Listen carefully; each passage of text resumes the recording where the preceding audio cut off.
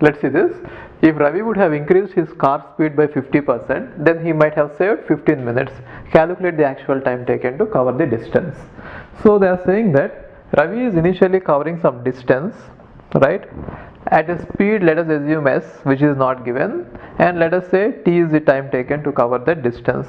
Now next time Ravi is again, if he tries to cover the same distance, see, this is what has happened. Now second case is they are just saying an imaginary case where if Ravi tried to cover the same distance by increasing his speed by 50%. So what is increasing the speed by 50%? If initial speed is s, then the next speed would be s plus 50 by 100 into s, which means 1.5 into s, right? Then they are saying that he would have saved 15 minutes, which means compared to the original time, he would have covered it in a less time. Obviously that will happen, isn't it? When the distance is same, if you are trying to cover the same distance, see, even though that is not given in the question, you should understand that in both the cases we are trying to cover the same distance, right? Now t minus 15 minutes, okay? So this is the time in the second case. Now we are supposed to find out what is the actual time taken to cover the distance. See, this is what has actually happened. This didn't happen. They are just saying that if this would have happened, this is the case, which means you would have increased the speed by 50%, then the time would have reduced by 15 minutes. That is what they are saying.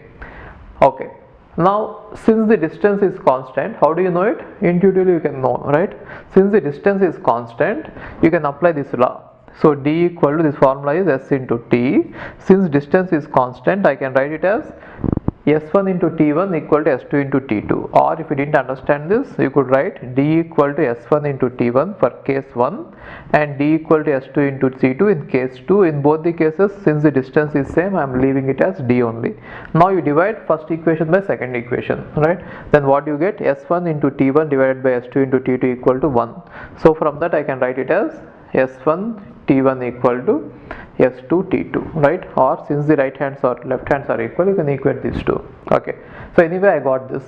So from this you can substitute what is the speed in the first case, yes. What is the time in first case, t. What is the speed in second case, 1.5 into s. What is the time in second case, t minus 15, right?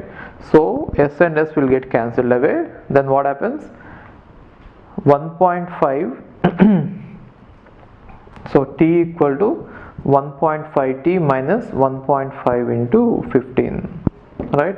So that implies 0.5t equal to 1.5 into 15. So that implies t equal to 45. You cancel it out, you are going to get 45, right? 1s 3s. So 45 minutes is the answer. The reason is here 15 is the minutes, therefore 45 minutes is the answer. This is one way of solving it. Now the other way of solving it would be, since distance is constant, speed and time are inversely proportional to each other, right? So what does it mean? If the speed would have increased, then the time will decrease by the same proportion. Now they are saying that speed has been increased by 1.5 times, right? Then what will happen to the time? Time would have decreased by 1.5 times, isn't it? Now the decrease in time is given as 15 minutes. Therefore, what is the decrease in time? T minus t into, you can write it as 3 by 2. Therefore, it is 2 by 3 equal to 15 minutes, right? Then what will be t? T by 3 is equal to 15 minutes. Then what will happen to t? T is 45 minutes. Got it?